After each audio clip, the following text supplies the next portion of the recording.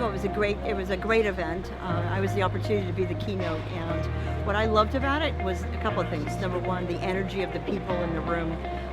Number two, just the brilliance of the people in the room. And so inside the room was basically every core competency that is required for anyone to be successful in real estate. So that's an awesome way to begin.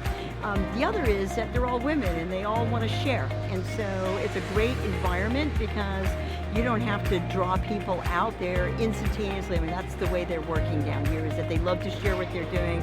They love to help each other out. And so I can't think of a better way. I wish I had it when I was starting out. I started out doing real estate all by myself and talking to my dog every evening. And so I think it's a real benefit to be part of WREN. I would recommend that you run, sign up for it, attend, be a participant, be a giver, be a taker in the whole process with the WREN group. It's a super group.